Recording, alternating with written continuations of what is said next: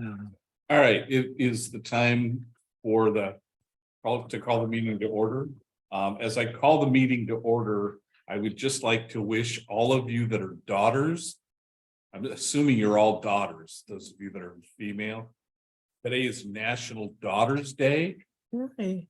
Not having daughters, I don't have to worry about buying any presents or anything, but for Oh, all of you daughters out there, happy National Daughters Day. Right. yeah. They're gonna have a hallmark moment. Yeah. For you sons, there is no National Sons Day. I want you to know. If you'd all please rise and join me in saluting the flag. I Pledge allegiance to the flag of the United States of America and to the republic for which it stands, one nation, under God, indivisible, with liberty and justice for all. Thank you. Vice President Schaefer, do you have some words for us? I do, and I'm gonna have to sit down for this one. I'm gonna do something different this time. I'm going to honor some people that some of you know and some of you don't know, but that they're important people and they passed away.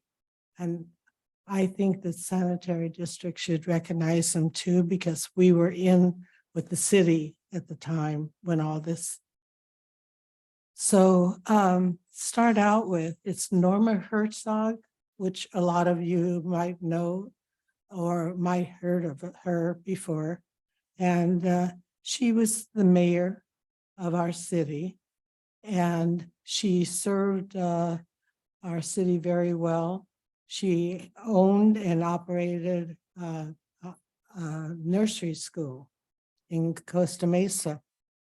And she was very into organizations and very involved with people. And so she passed away. And unfortunately, these two people that I'm going to tell you about, I wasn't aware of them at the time. So I did sit on city council with her, and she really worked very hard and diligently. So I just want to be sure that she gets credit for this. The city named the community center, Norma Herzog Community Center, after her, which is quite a nice thing to do. So that was good. The next one is Fred Sorsable, and he's really known throughout Costa Mesa and all over. And I have something on. He started working for the city of Anaheim. He was an intern. His in senior year in college, he later became the assistant city manager of Anaheim. And he went on to become city manager of the cities of Costa Mesa, El Segundo, as well as being the first manager of the city of Mission Viejo. Fred is a senior de Mole. He is a past master of Anaheim Lodge and now member of the Placerville, or was member of the Placerville Lodge. And he's well known as a Shriner, and he loves what he does. And the Grand Master in 2005 to 2006, the Scottish Rite Mason, a member of the Elbicale Shrine in Anaheim, having served as a potate in 1986. He's a California Masonic Foundation person, and he actually is a Shriner in our area and serves at the Sacramento Scottish Rite Center right now, or he did, I should say. Sorry. And this, he was well known because between Norma and him, they started getting Costa Mesa together as a city. And we grew from macro macro, pardon? Gold Hill Jones. Macro Flats. uh, Macro Heights to, you know, becoming a city of the arts, which was kind of exciting. And, you know, I just want him remembered too, because he was a great city manager and he did a good job on everything. And I just want you to know that people that are in politics, they're good people. They work hard for all of us in our community. And we should, you know, applaud them and give them the credit due where it's due. And so that's my thing.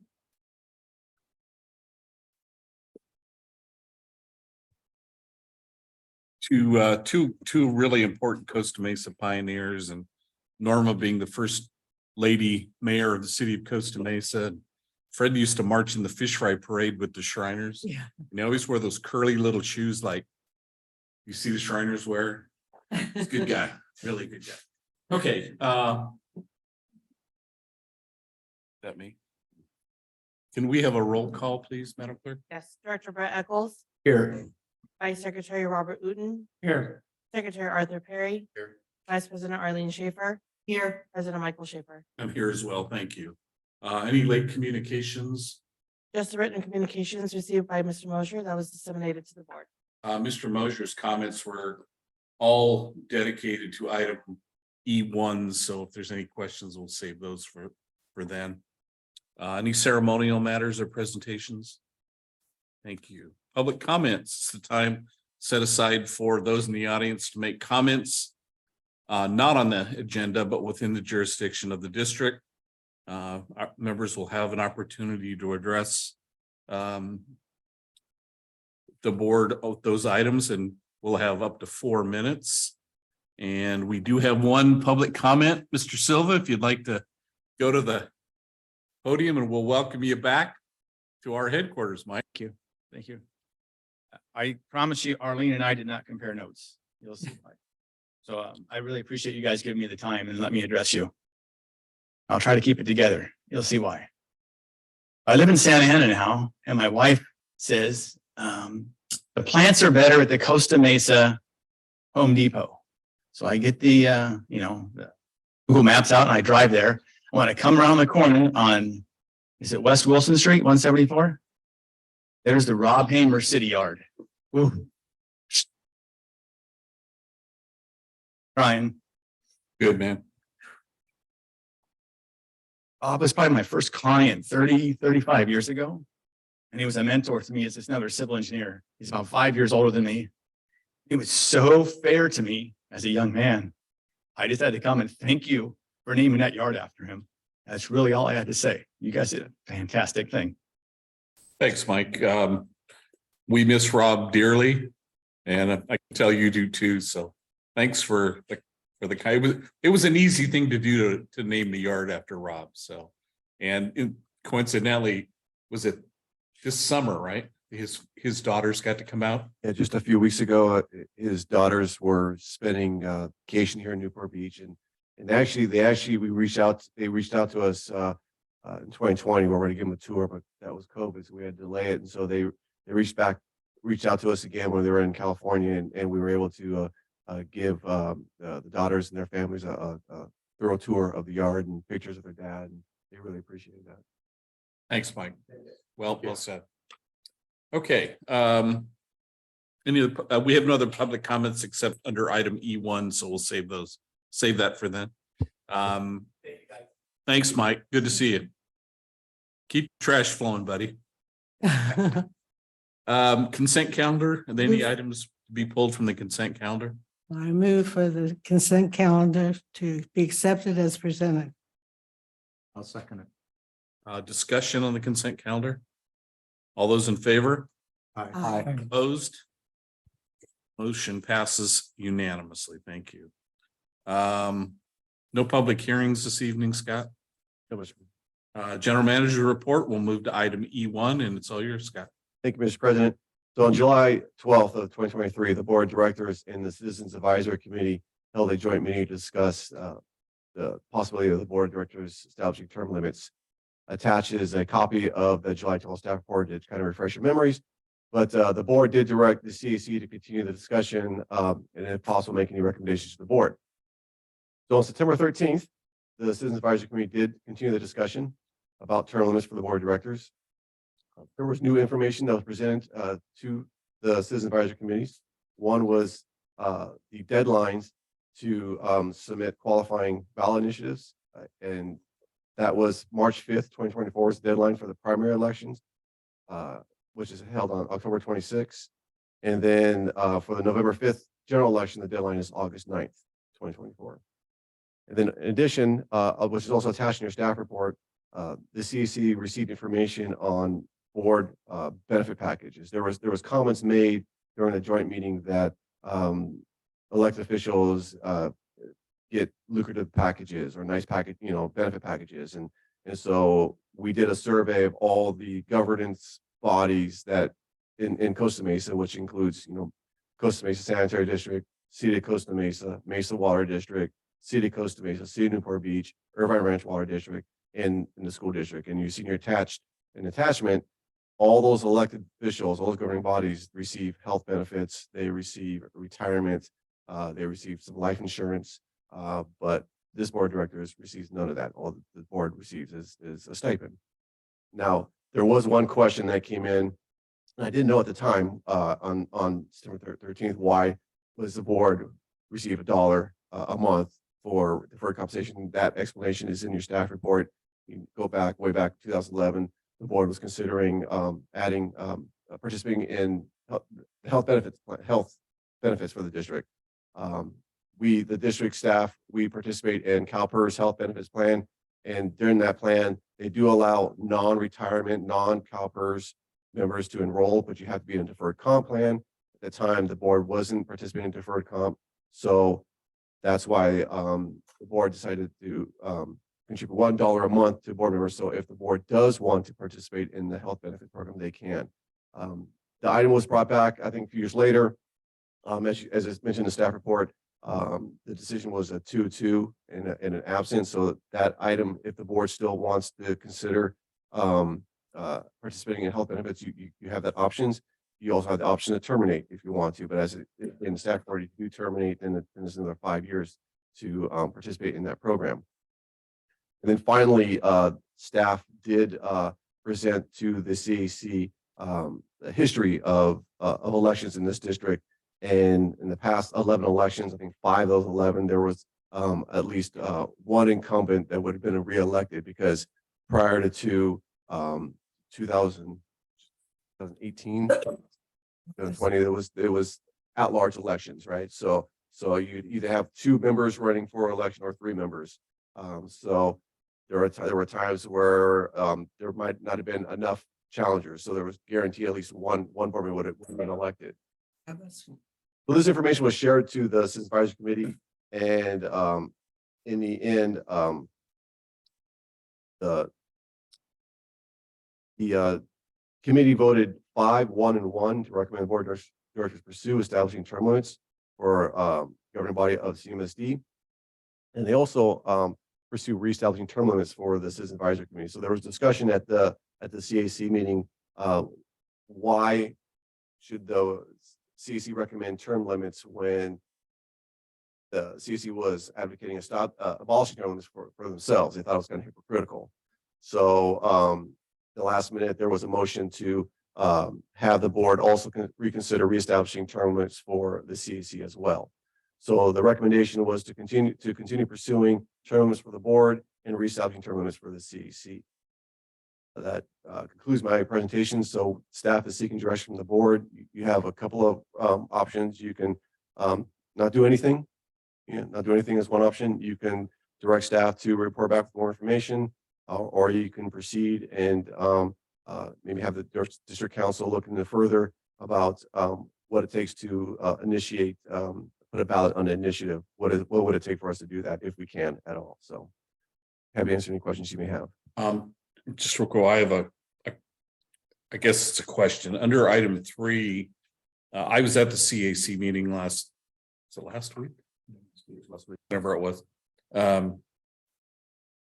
in the staff report, it says CAC voted 5-1-1 to recommend the board of directors pursue establishing term limits for the governing body. It seems to me that the discussion that evening wasn't for us to go forward with pursuing, but it was for us to continue to discuss term limits. So I think this is mislabeled. I don't think this is 100% correct. I don't remember the CAC saying we want the board to pursue term limits. Rather, what I thought I heard was we want the board of directors to continue to look at term limits for the board. I guess, There's a I guess, fine I guess I difference. view it the same way. You know, Yeah. it wasn't a direction to, yes, you must do it. They want you to continue the discussion. Okay. Discussion. I get, based on interpretation, I guess you could do that. But again, I wanted to make sure that what I heard was, yeah, the board needs to continue to look at it. I attended also, and I heard the same thing Mike did. Yes, that's what I'm saying in my staff report. I think I pursue it. I'm not saying that the CC didn't say you recommend it. So continue to have that discussion. Okay, that, just to make it clear, that's all. Okay. Yeah, let me make sure that any other questions from the board? No, I'll wait till the. public Okay. comment, yeah. Bob? Okay, all right. All right, so let's take public comment then on this item. We do have one member of the public who wishes to speak on the item. Rosemary, if you'd like to go to the podium. Just to clarify, Rosemary, you are a member of the Citizens Advisory Committee, correct? I am correct. Thank you. Thank you, President Schaefer and Board of Directors. Thank you for your time this evening. I am a newer member of the CAC and I have enjoyed my time participating on the CAC. On this matter, I would like to say that I am against term limits for the reasons that my interactions with the current board has been that the board is extremely experienced and has a great amount of technical knowledge when it comes to not only solid waste and recycling, collections, CIP, infrastructure. I'm constantly impressed by your experience and your knowledge, and then also your knowledge and really sense of the community that you represent. I feel that the costs associated with implementing term limits doesn't outweigh the benefit that they would bring. And currently, all members of the board run for office and have to earn their seat up at the dais. So I do feel like term limits is just an artificial, like, hey, you've had your time, you need to leave now. I also don't think that bringing in a new person onto the board necessarily brings that expertise or technical knowledge. It takes a lot of time and experience to understand the nuances of the type of work that is being done here at the sanitary district. And I actually would be more interested in focusing those resources on the projects of the district and the staff of the district. And the changes that I would like to see have to do with appropriate representation within the district so that all members of the CAC and all members of the board of directors are residents or customers within the district. So I think that not having that allows for representation that isn't reflective of the community. Thank you. We do have one other set of public comments that'll be in the record from Mr. Mosier. We've all received and been able to review. I think you all got the email from Nolani. So Mr. Mosier's comments are then being entered into the record. Okay. All right. Seeing no other public comment, I'll close that portion and open it up to the board for discussion. Go ahead, Brett. Yeah, I'll just a couple questions. Scott, on the previous election and elections, I appreciate the analysis of incumbents versus opponents and all that. To your knowledge, were there any other than the most recent one, an incumbent unseated by we'll call it a non-incumbent?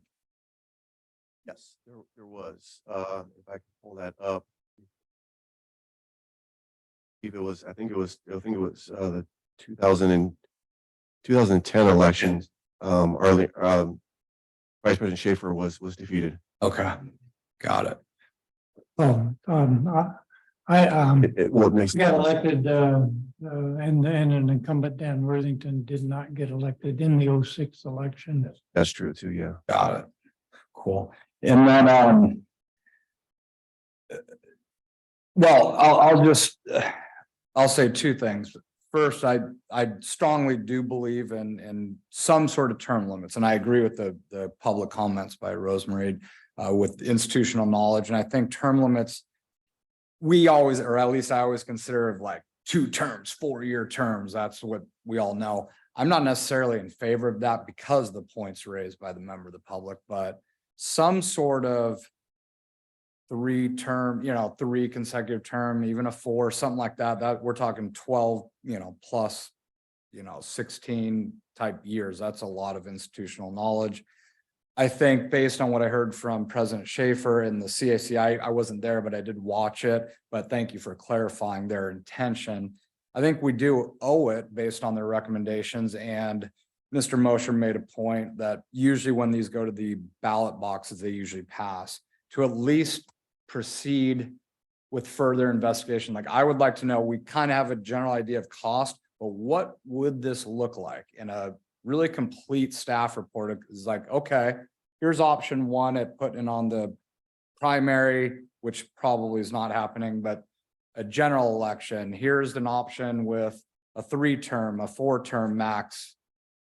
Little bit more detailed staff report over the next board meeting or 2. And then at that point, we can get a little bit more information and do our due diligence and include the CAC and just see where that leads. So that would be my recommendation, at least continue the discussion and research as the CAC recommended. And then I have kind of a way off the wall question, so I apologize. This is probably to you, Alan. If we don't want to go through the whole election process on our end and spend the money and do all that, is there any way to create a board policy that reflects this? Well, as the board probably remembers, there's an issue about whether we can initiate this ourselves, whereas cities can initiate propositions. We don't have that specific power. So whether we could have a board policy, it would be pretty much something that would just be a gentleman's and ladies agreement. I don't think you could enforce it because it's a state law. And this gets to how it started out in the cities. They did a few of these before they had the law authorized. And they said that it was really a matter preempted by state law. So there may be an issue of state law preemption that the state is set what the terms are. But I'd have to do further research on that too. There are many, as you know, there's many cities that have rotation policies that aren't of who gets to be the mayor. And those may or may not be enforceable, but it's like a gentleman's agreement until somebody really irritates somebody. And sometimes gentleman's agreement's off. Well, and like I said, that's not necessarily my first choice, but it is another option to maybe investigate if it's even a doable option. But again, my recommendation would be to bring this back with a little bit more meat in the report and give us some options, but. Take a motion if we could. Yeah, There's lesser more discussion. is there any more discussion on it? My motion is to do nothing, as you suggested, as one of the options, based on what we've researched over the last couple of months. So that'll be my motion to do nothing. Does that include asking the CAC or instructing the CAC to stop discussing this? Yes, yes, to do nothing as a board and the CAC. So that's a motion. Do we have a second on that? I'll second. Okay, discussion. I would just say that my biggest objection with all this is the legal aspect of it, with Alan saying we're not sure we can put the initiative forward. The citizens group, if they want to go out and work on doing an initiative, all the power to them. I mean, That's the process that most that all initiatives go through in the state of California, collecting signatures and doing all that. I'm not in favor, while I may ultimately believe in term limits, and I have always favored term limits to a certain extent.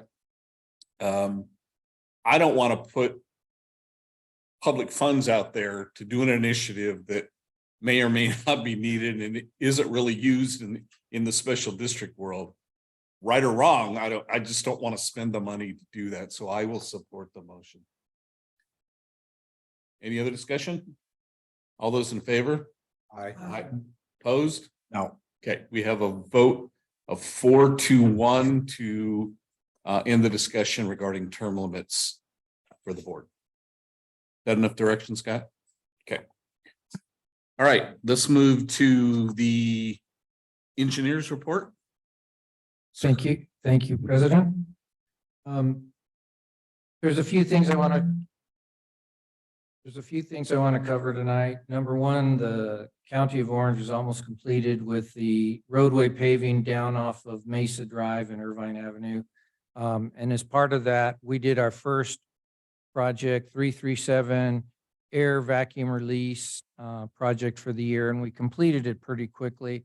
And what we did on that project was we installed a 4-inch drain from our air vac and off of the curb and gutter to our sewer pipe that goes back to Irvine Pump Station. And that way, if the air vac were to inadvertently get stuck open, it wouldn't just run down the curb and into the storm drain. It goes back to the sewer system. So that was the first 337 air release rehab and removal project for the year.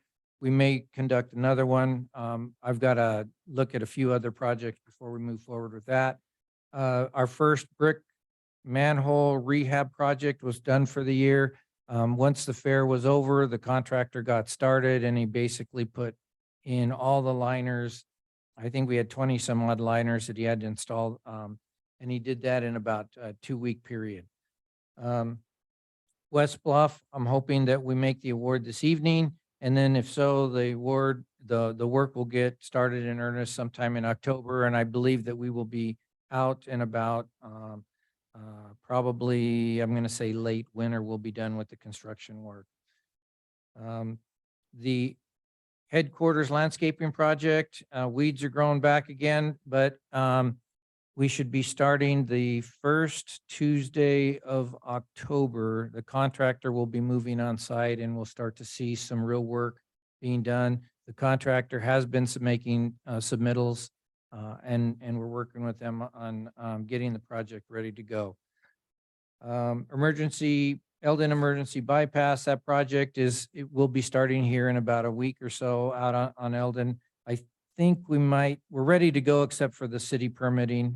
I'll have to bring that back and let you know how that's going. But I think by the time our next board meeting, I'll be able to say that we're definitely moving forward with the installation of the upgraded emergency bypass connections so that we can connect our new lay flat hose and bypass the force main should we experience a force main break until we get the secondary force main installed for that particular pump station.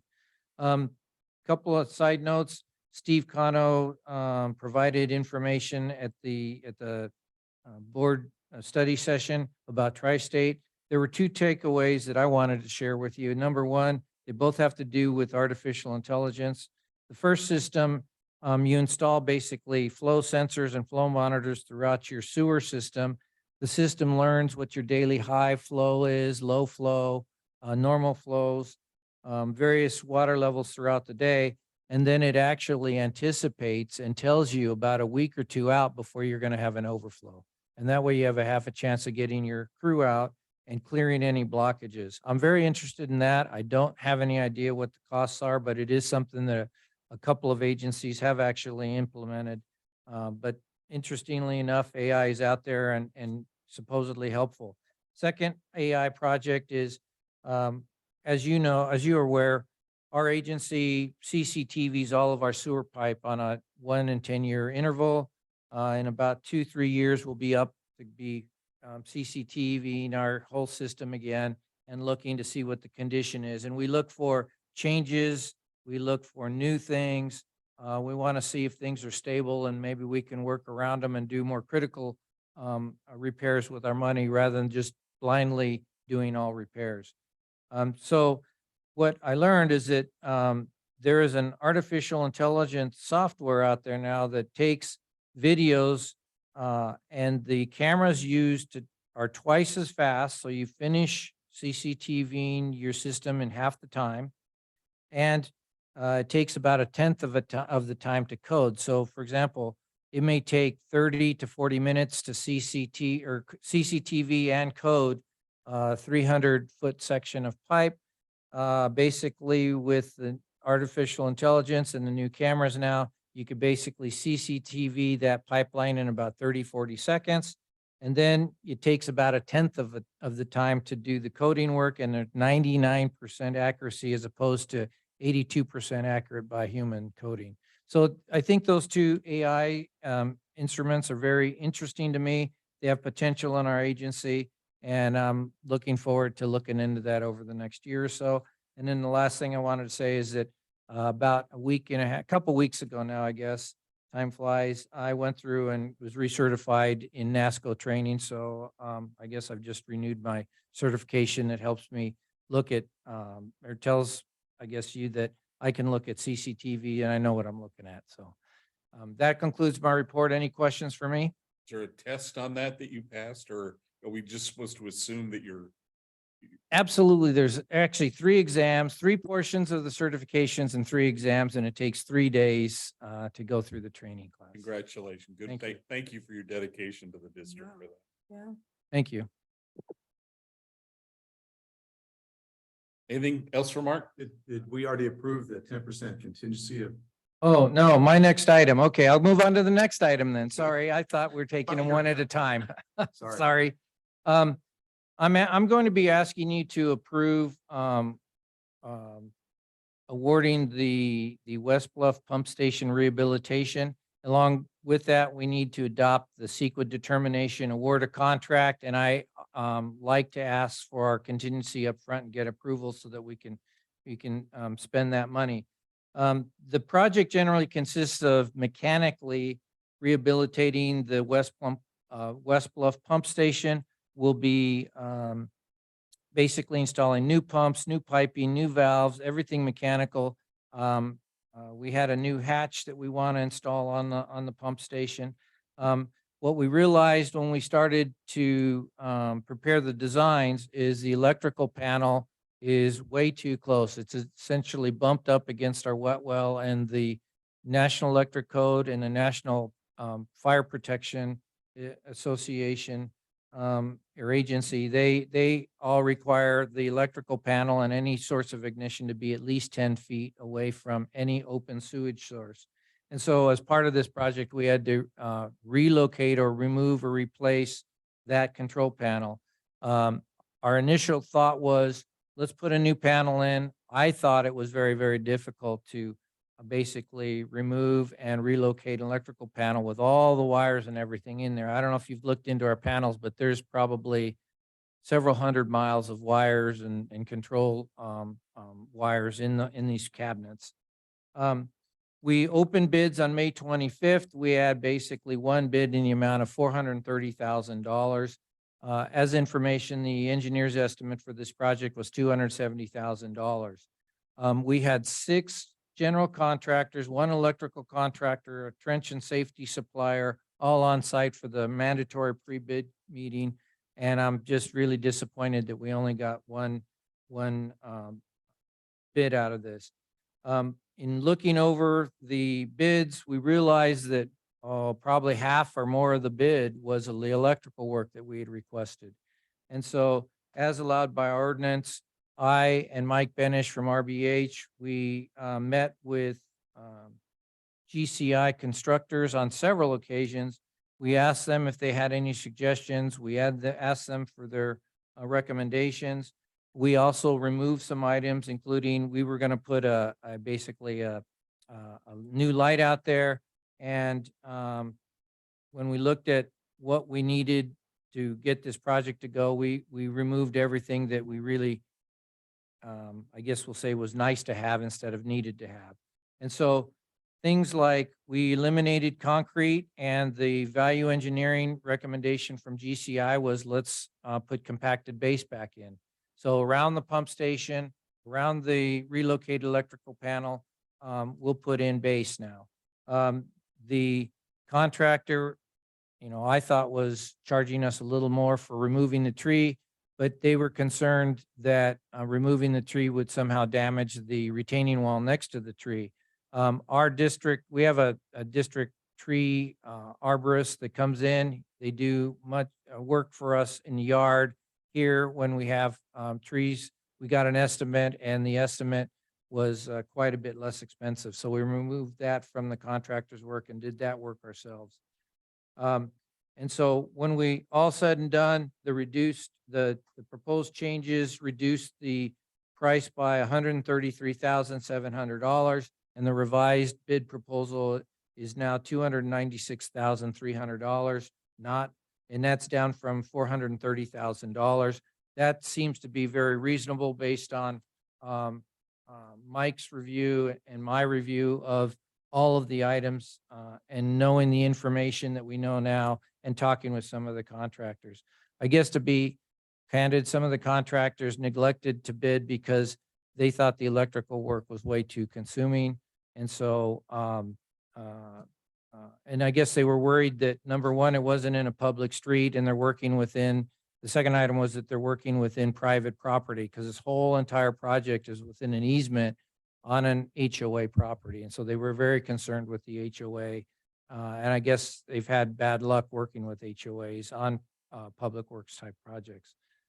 So that being said, I would recommend to the board to adopt the 330 West Bluff pump station as categorically exempt per the California Environmental Quality Act, section 15302, class 2, and award a contract of the lowest responsive and responsible bidder, GCI Construction, in the negotiated amount of $296,300, and please approve a 10% contingency in the amount of $29,630. That concludes my report. Do you have any questions for me? Questions for Mark and Adam? Brett, go ahead. Yeah, thank you, Mr. President. Mark, what was the bust on the budget versus actual? You mean what caused the engineer's estimate to be low compared to the bid? Yeah. There were two items. I believe the electrical work was twice as much. Actually, it was a little more than twice as much as we thought it was going to be, or what RBH estimated. And then I believe the mechanical work was low compared to what we did and paid for President's Pump Station. When was the estimate done? It was done, the bid open was May. I think we advertised it in February, March, so it was probably done around Christmas time. So a little under a year ago, an estimate was done, and then this high bid came in. Yes. So Christmas, and then December of 22, and then we bid open May of 23. So, I mean, the estimate shouldn't have been that, I mean, I understand construction costs have gone up, but not in the past year like that. Yeah. That's pretty significant. I would agree with you, and Scott and I have had discussions. RBH is a very good designer. They do very well serving us as a construction manager and inspector on our projects, but that has always been a weak spot of RBH Engineering, is their estimates. We've had several, I'll say, marginal estimates. I've looked into hiring a actual construction estimator, not in-house, but contract, and it gets pretty expensive pretty fast to hire an estimator to look at some of this work, where Mike provides that as a, I'll call it a free service with his designs. But what Mike does, you being a contractor, what Mike does is he doesn't, I'll say, price costs like contractors do. What Mike does is he goes back and he looks at, over the past few jobs, how much did we spend for piping? How much did we spend for electrical? How much did we spend on these items? And he sort of develops a dollar per unit costs, and then he applies them to our current process. Most construction, I'll say estimators, they are basically, as you know, steeped in everything construction. You know, they have suppliers that they're readily talking to. They're getting prices all the time. And they just have a whole different database than what we have available to us. And so based on the, I'll say the very good fees that RBH charges us, I sort of deal with their inaccurate estimates at time, but I will agree with you. That is our weak spot is estimating projects. Because if memory serves, this is the fourth in a row. And when I say a bust, I mean a bust. This was pretty We big. all accept a 15 to 20%. Okay, things like you, all those reasons you just explained. I Yes. get it. 15 to 20, but 4 bids in a row seem to have been a bust, but yeah, it's concerning, but, all right, True. then on the scope reduction, which makes you pretty much described it as the have to have, like to have, be sweet if we did have. That's basically what it comes down to, right? Yes, and then GCI recommended, for example, removing the concrete and using the base. And that worked out. Actually, I think that works out better because it's a permeable surface rather than an impermeable surface. And then so with the reduction in scope, basically an entire new bid is presented. So is there consideration putting just that part out to bid now?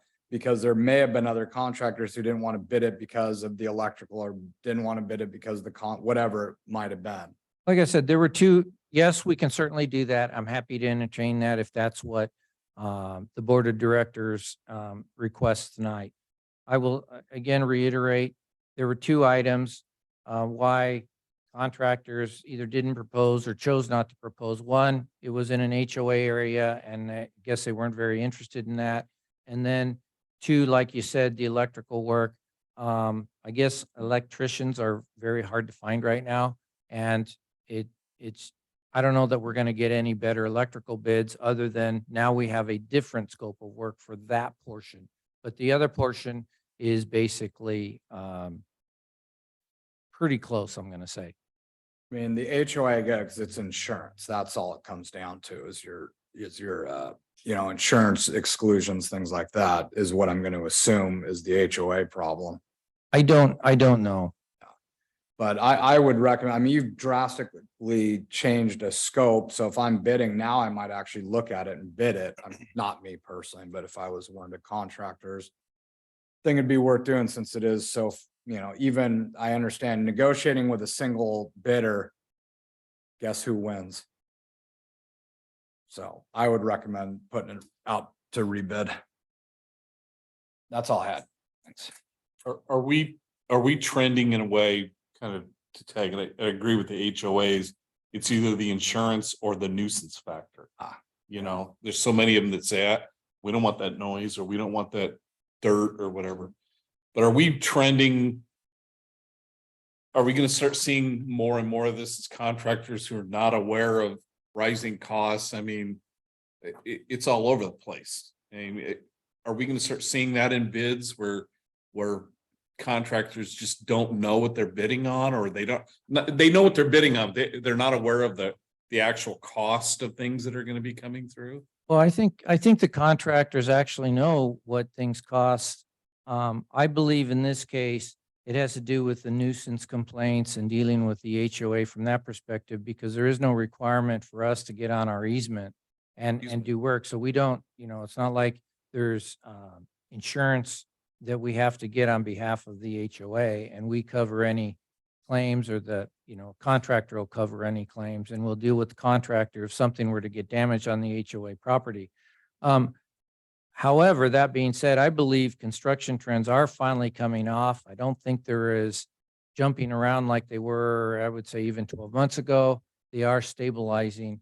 And so I think, I don't know that they're going to ever come down again, but I think that they are going to plateau. And they may move up, they may move down. I'm not sure where the trend is going yet.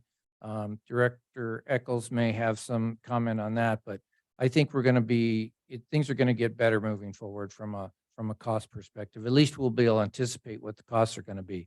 if we were to reopen this for bid, and I don't have a problem with that either way.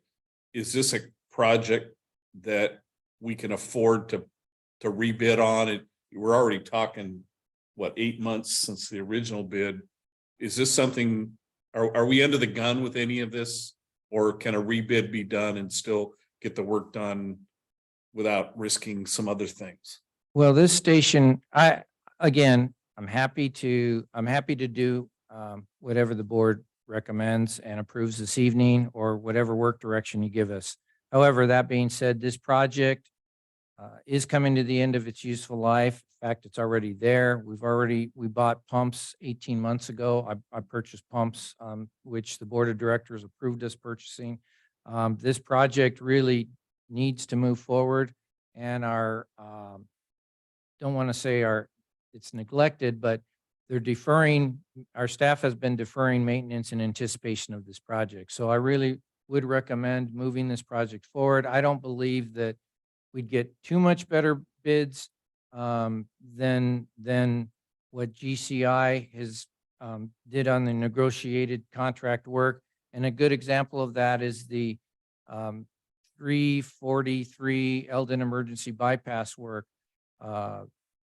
GCI was the second bidder on that one, not by much. And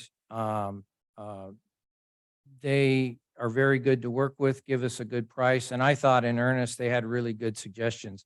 And then the third thing I'll say is, I think out of 12 items, we modified one and we removed 3 small items from the scope of work. So the scope of work, while it sounds like 4 items is a lot, the biggest item would be relocating the existing panel. That was a very large item, that Director Eccles pointed out.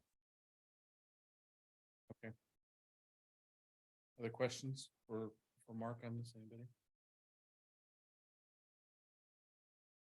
I'm open for whatever anybody wants to do. I'd move that we take the new scope, create the bid documents immediately and rebid it. A second to that? I'll second that. Further discussion? All those in favor? Aye. Aye. Opposed? Nay. So the motion Thank you. carries 3-2 to rebid. Will do. Okay, thank you. Thank you for your discussion. All right, item 3. All right. As you recall, we're in design on the redundant force main system. As part of that work, the district needs to, hold on.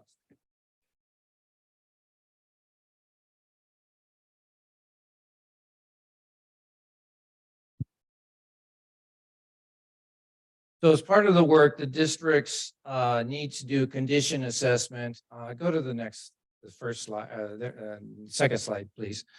The district needs to do a condition assessment on the existing pipe. The existing pipe runs from the corner of Newport Boulevard and Mesa Drive. The golf course is here. Eldon, Mesa Drive goes down, and our pump station is just off the whole screen here. And the old 50-year-old Techite force main runs from that intersection over towards Fair Drive, cuts across the fairgrounds, and it terminates somewhere in this area right here.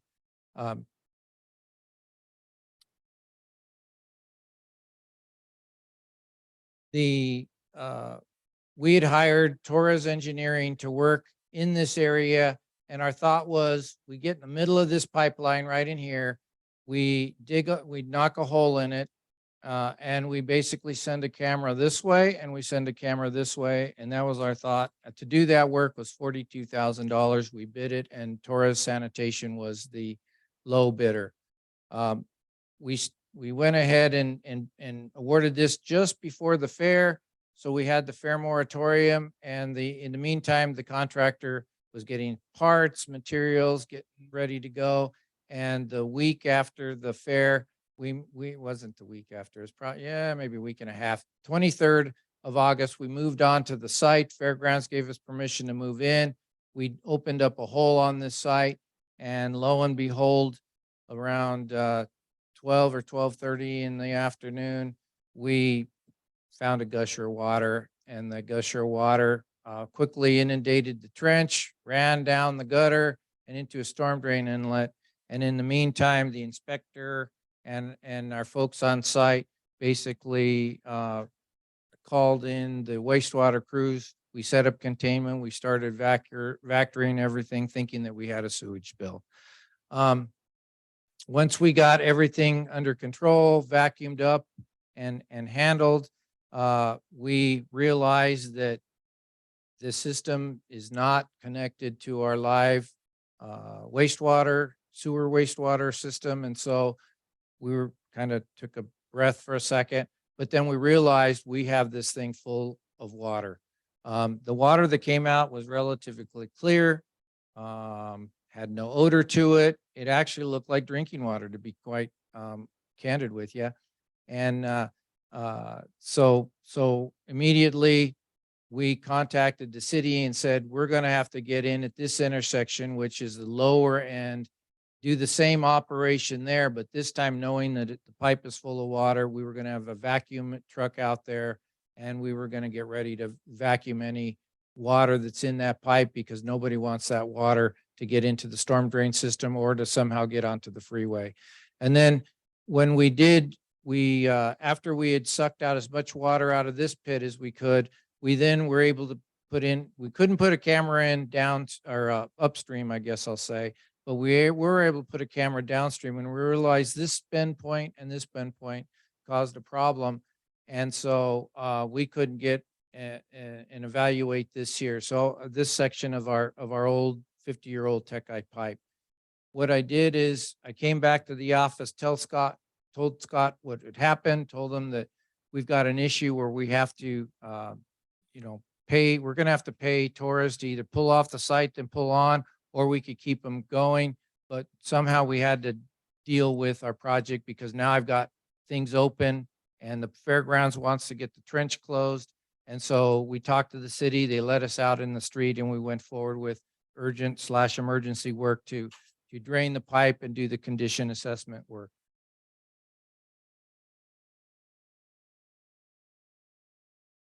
So just to tell you what happened, this is Techite pipe. It's about a 1/4 inch thick. It looks like fiberglass pipe.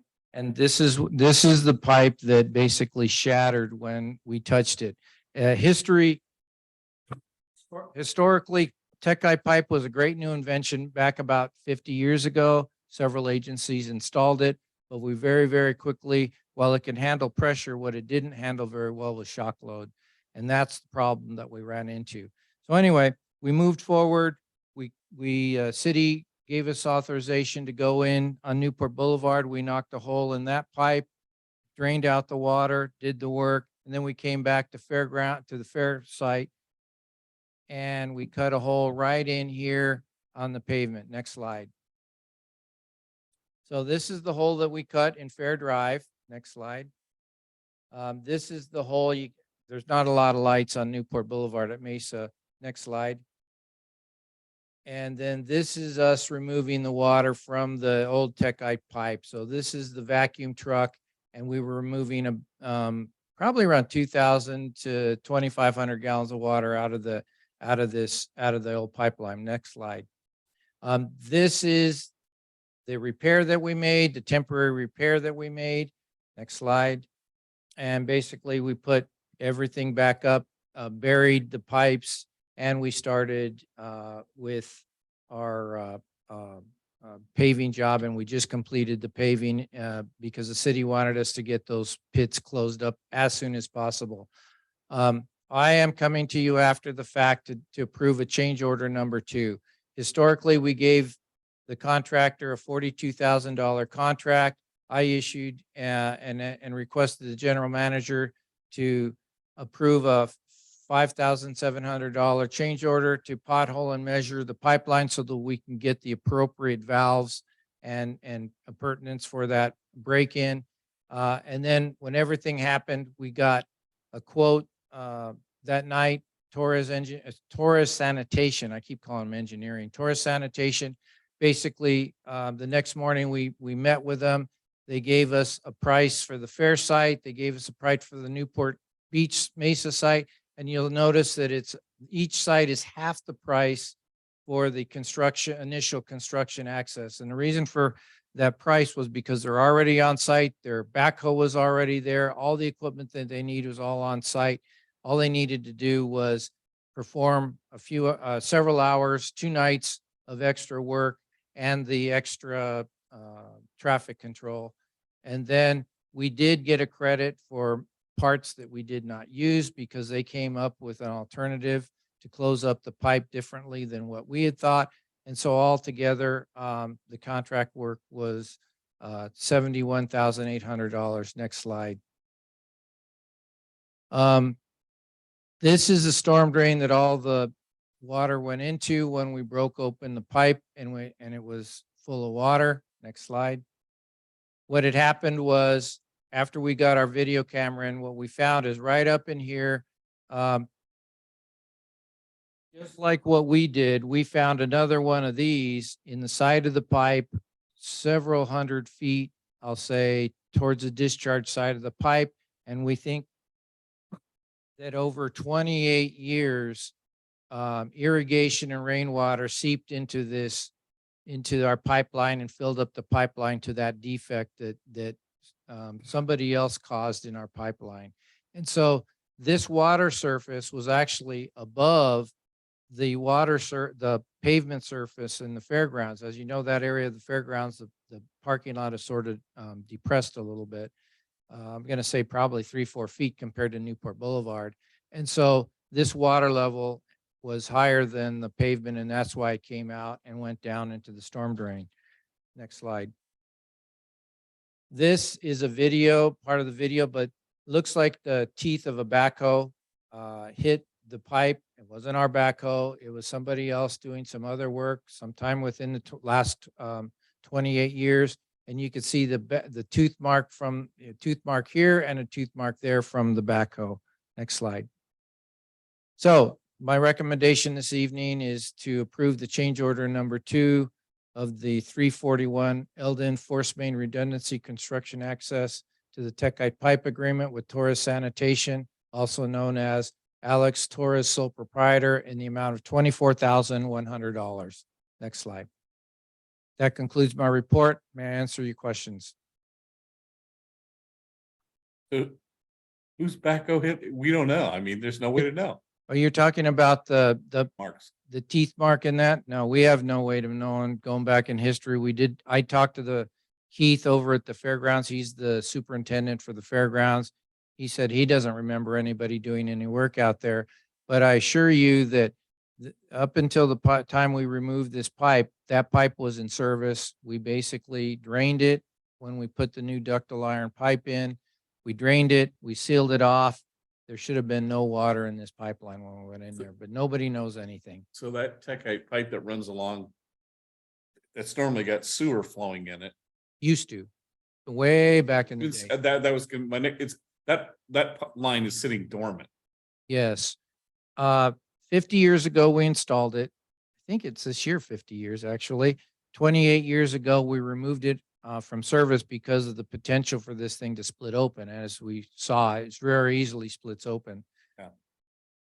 You're anticipating my next question, but so we're just gonna leave that pipe there. We're not gonna do anything with it. No, that's not exactly true. With the extra work that we did, we were successful at putting a camera in at both ends and working to the middle. And so we've submitted those tapes to Kleinfelder. They're the design engineer on the Force Main Redundancy Project.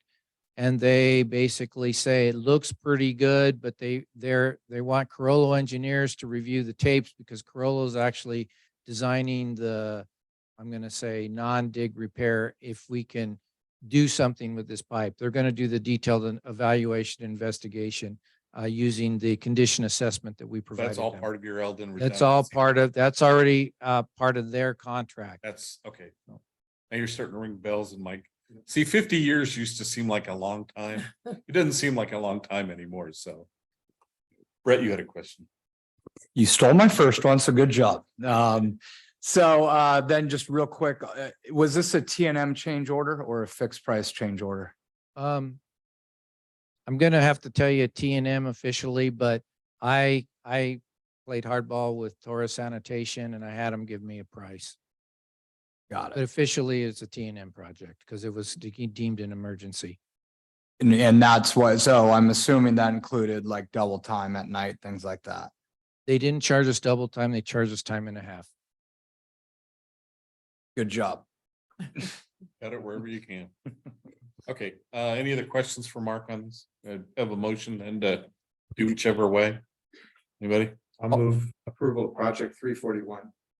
Second. Further discussion? All those in favor? I, Aye. Any opposed? 5-0. Write the check. Or transfer the funds, whatever you do these days. Give them BRBO. No, what is it? RBH. No, Venmo. Venmo. You get a rental property. Yeah. Absolutely. All right. Anything else for us this evening, Mr. Esker?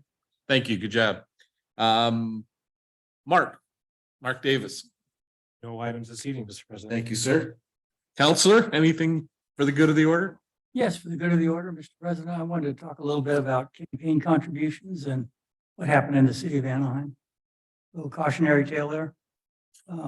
As you may have read, the Anaheim mayor was involved in negotiating with the Angels and fought to get on the negotiating team, then became the mayor and kind of ran with it.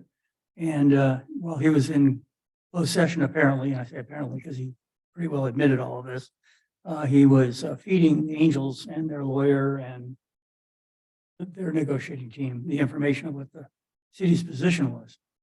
And he made it clear that, and it was recorded that he expected $1 million campaign contribution.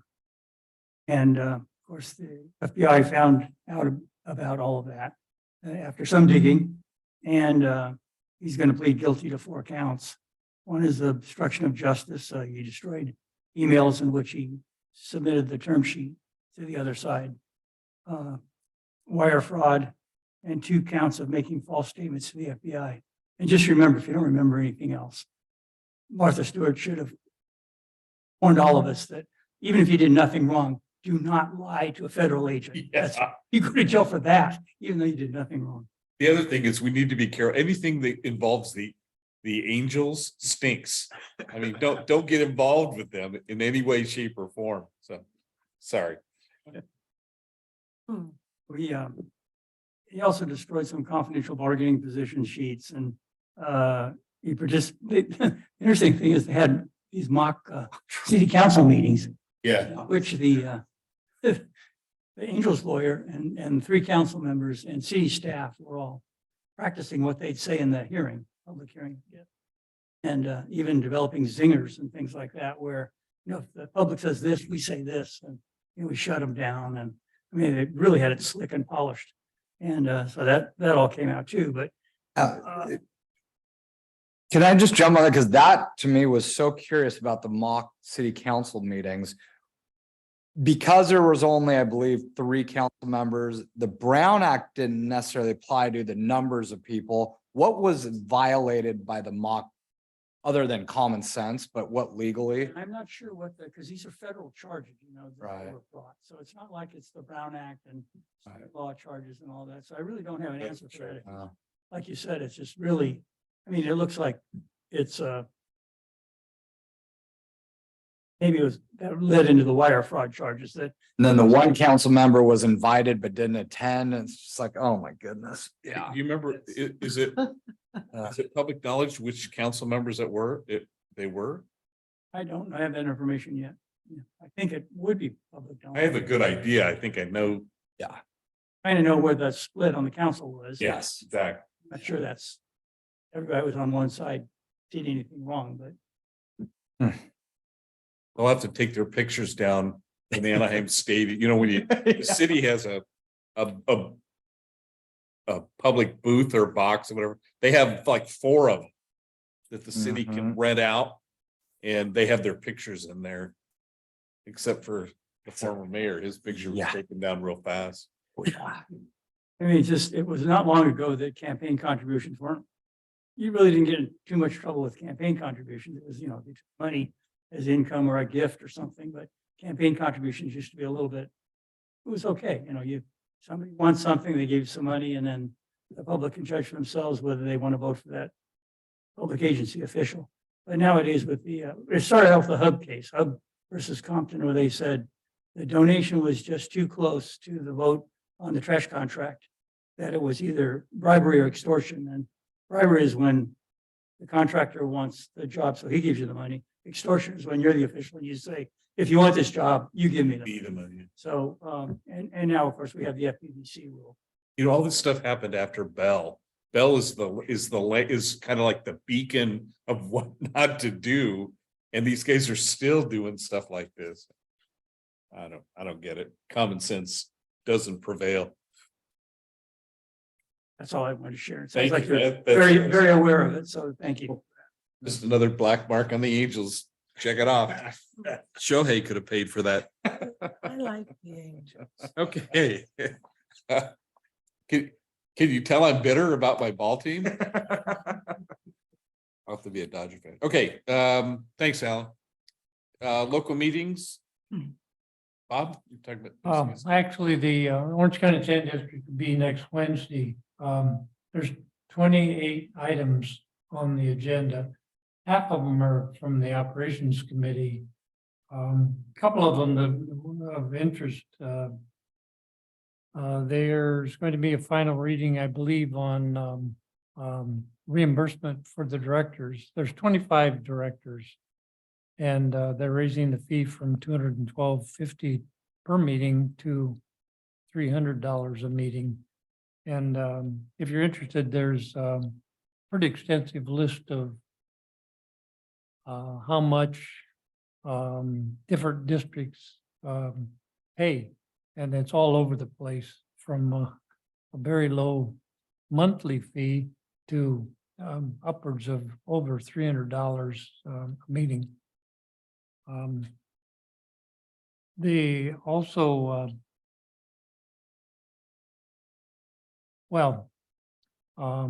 it's gonna be a very lengthy meeting. I'm the assistant chair to the Operations Committee meeting, and I think 2 or 3 times so far the chair has not shown up, so I get to do this at the board meeting. It's a very extensive agenda. Luck. Well, I know I've attended half of it, and the other half I know somewhat about. Surfa, Art? It's Thursday of this week. Okay. You were not at the ISDOC meeting? Right. I was, nothing really to report significant from ISDOC. They can't seem to make a decision on website providers, and there's a lot of indecision at ISDOC right now. They're just not, they can't decide on a secretary. They can't decide whether to continue with OCOG. Yeah. So next week will be interesting to see what they They have a do. meeting Thursday. Their luncheon is Thursday. That's correct. For those of you that are attending the ISDOC, it's virtual though, right? Yeah. So it's not really a luncheon unless you have your. It's in person. Yeah, it's in person. Oh, it's in person? Yeah, I they're have. gonna have one in person. Oh, that's right. Every That's once in a while. all right. Anything to report from CSDA? Yes. Actually, I had a CSDA board meeting Friday. And it was started at 8 and ended at 2 in the afternoon. And it was like, it was a wild one. It dealt with so much stuff. I just picked out of that what I thought we might be interested in. Aside from that, no policies I'm going to tell you about, or any different titles. We've changed things. Anyway, we have 2 trustees to the California Class Investment Program, which is set up as a California Joint Powers Authority. JPA is known as California Class is a Joint Powers Program. PSS CSDA Board of Directors has the authority to appoint 2 trustees to the board of of trustees for California class, each with 4-year terms, and they can serve more if they want, like one other term. I will be once again serving as the finance board of CSDA, and then let's see. I think I'm sitting on the Alliance Executive Council. There's 3 seats open. And then what is this? SDRA, which our president is on. Spring Education Day is March 22nd in Sacramento. And that's it. Far as SDRMA, nothing really to report. We did have our safety day breakfast at the conference in Monterey, which I think those of us that were there attended. Had an interesting speaker. I thought the guy did a really good job. I wish my family owned 6 toy stores in San Francisco. But this guy became a illustrator, right? For Disney, Pixar, or not for Disney, for Pixar, and worked on all the films and everything. I thought his presentation was much better than the guy the day before. Let's put it that way. That keynote speaker on Tuesday, was it Tuesday, Scott? I still can't tell you what he said, except that you're supposed to love everybody. Yeah, whatever. And I love everybody, so I guess we should. Okay, any other meetings anybody wants to talk about, Bob? I attended the Waco meeting, and it was an interesting meeting in that they were talking about the potential earthquake damage to the infrastructure. And there's actually a California Seismic Safety Commission to study the impacts of earthquakes in the state. I think we're relatively safe because most of the damage occurs, well, lesser damage occurs when the structure is underground, and most of our pump stations are underground. And when a sewer, if a sewer shears, which is usually the problem, sewage still makes it through the when a water pipe shears, there's no water, so there's going to be less sewage, much less sewage. The classic one was in Napa. It was only a 6.0 earthquake. They had 144 water main breaks, and took them 2 weeks to get everything back online. Anyway, I was part of the structural engineer for a while, so it was a very interesting meeting. That was one of the better It Wacos was in good. a long time. I was there too. Yeah. I think forgot. Art was too. All right, anybody have anything else? All right, we have no older new business.